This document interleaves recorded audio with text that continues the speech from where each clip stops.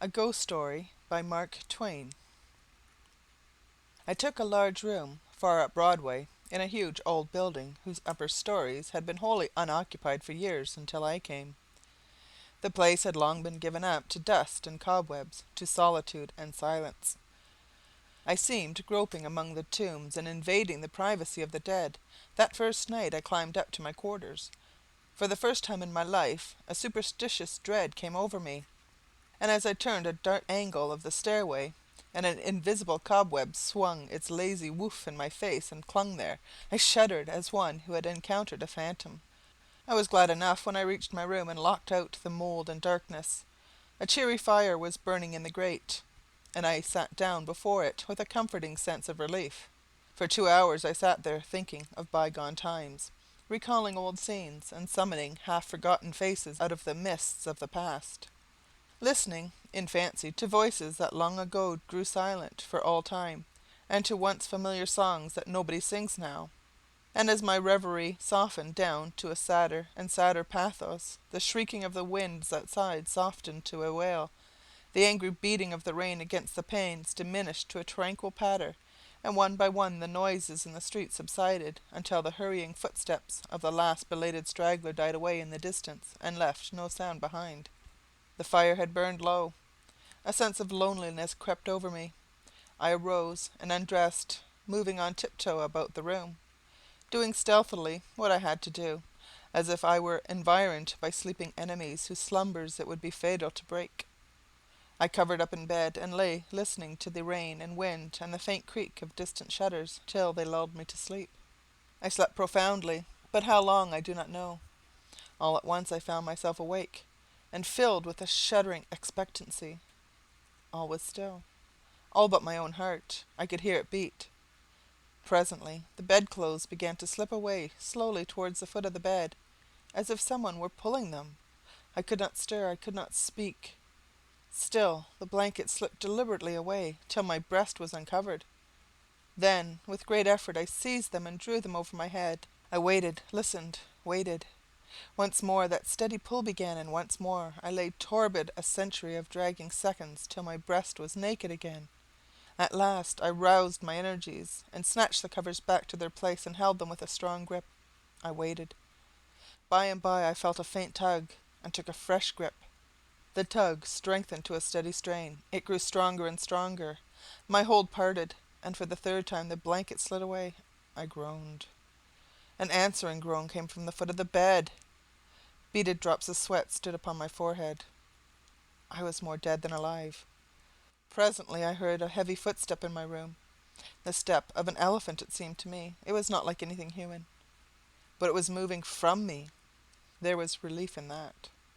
I heard it approach the door, pass out without moving bolt or lock, and wander away among the dismal corridors, straining the floors and joists till they creaked again as it passed.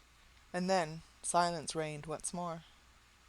When my excitement had calmed, I said to myself, "This is a dream, simply a hideous dream."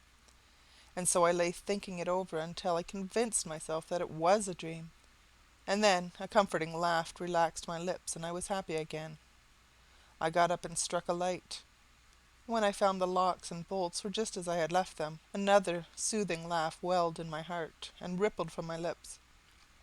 I took my pipe and lit it, and was just sitting down before the fire when down went the pipe out of my nerveless fingers. The blood forsook my cheeks, and my placid breathing was cut short with a gasp.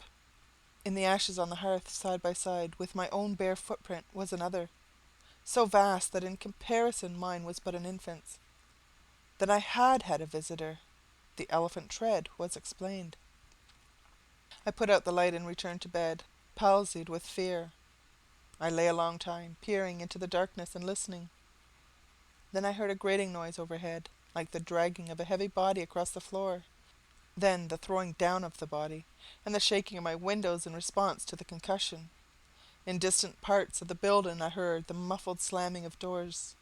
I heard at intervals stealthy footsteps creeping in and out among the corridors, and up and down the stairs. Sometimes these noises approached my door, hesitated, and went away again. I heard the clanking of chains faintly, in remote passages, and listened while the clanking grew nearer. while it wearily climbed the stairways, marking each move by the loose surplus of chain that fell with an accented rattle upon each succeeding step as the goblin that bore it advanced. I heard muttered sentences, half-uttered screams that seemed smothered violently, and the swish of invisible garments and the rush of invisible wings. Then I became conscious that my chamber was invaded, that I was not alone. I heard sighs and breathing about my bed, and mysterious whisperings. Three little spheres of phosphorescent light appeared on the ceiling directly over my head, clung and glowed there for a moment, and then dropped. Two of them upon my face and one upon the pillow. They spattered liquidly and felt warm. Intuition told me that they had turned to gouts of blood as they fell. I needed no light to satisfy myself of that. Then I saw pallid faces, dimly luminous, and white uplifted hands floating bodiless in the air, floating a moment and then disappearing. The whispering ceased, and the voices and the sounds, and a solemn stillness followed. I waited and listened. I felt that I must have light or die. I was weak with fear. I slowly raised myself toward a sitting posture, and my face came in contact with a clammy hand. All strength went from me apparently, and I fell back like a stricken invalid. Then I heard the rustle of a garment. It seemed to pass to the door and go out.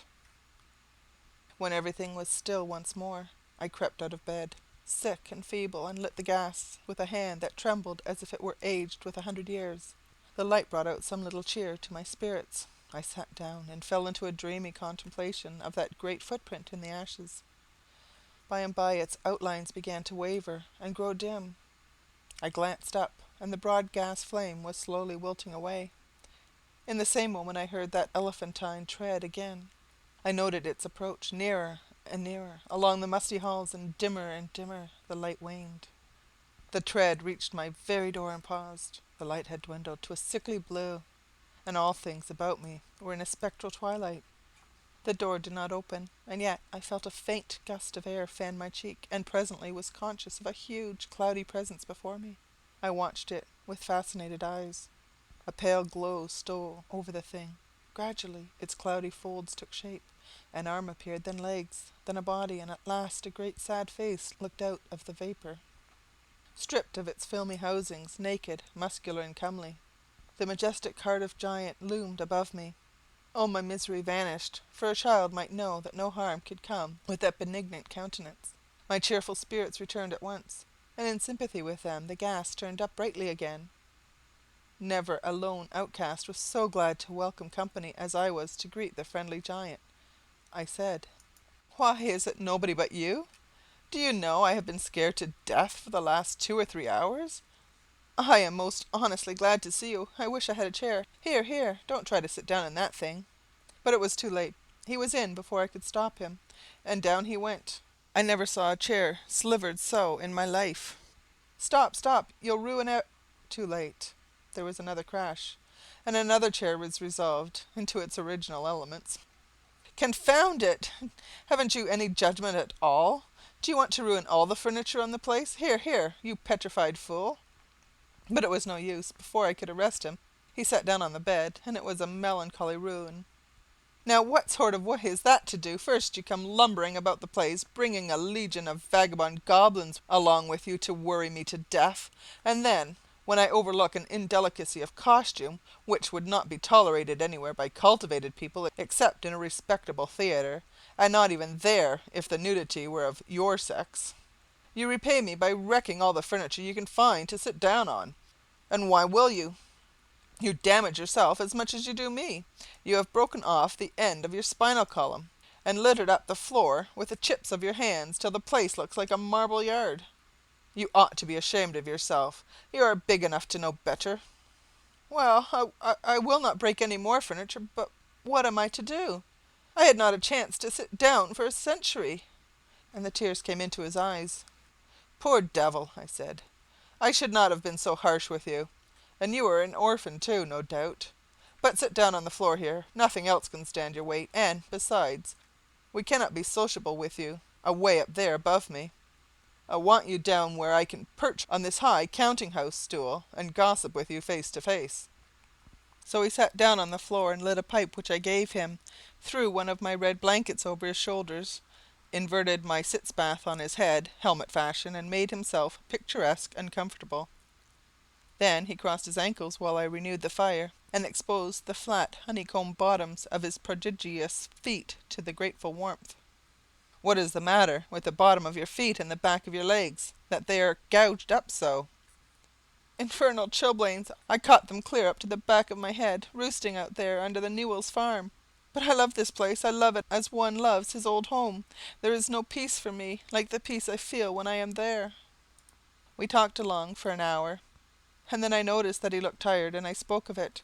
"Tired?" he said. "Well, I should think so. And now I will tell you all about it, since you have treated me so well. I am the spirit of the petrified man that lies across the street, there in the museum. I am the ghost of the Cardiff giant. I can have no rest, no peace, till they have given that poor body burial again. Now, what was the most natural thing for me to do? To make men satisfy this wish. Terrify them into it. Haunt the place where the body lay. So I haunted the museum night after night. I got the other spirits to help me, but it did no good, for nobody ever came to the museum at midnight. Then it occurred to me to come over the way and haunt this place a little. I felt that if I ever got a hearing, I must succeed, for I had the most efficient company that tradition could furnish. Night after night we have shivered around through these mildewed halls, dragging chains, groaning, whispering, tramping up and down stairs, till, to tell you the truth, I am almost worn out. But when I saw a little light in your room tonight, I roused my energies again, and went at it with a deal of the old freshness. But I am tired out, entirely fagged out. Give me, I beseech you, give me some hope." I lit off my perch in a burst of excitement, and exclaimed, "This transcends everything, everything that ever did occur. Why, you poor blundering old fossil, you have had all your trouble for nothing. You have been haunting a plaster cast of yourself. The real Cardiff giant is in Albany. Confound it, don't you know your own remains?" I never saw such an eloquent look of shame, of pitiable humiliation, overspread a countenance before.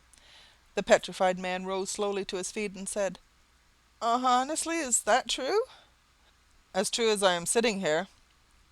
He took the pipe from his mouth and laid it on the mantel, then stood irresolute a moment, unconsciously, from old habit, thrusting his hands where his pantaloon pocket should have been, and meditatively dropping his chin on his breast, and finally said, "Well, I never felt so absurd before. The petrified man has sold everything else, and now the mean fraud has ended by selling his own ghost.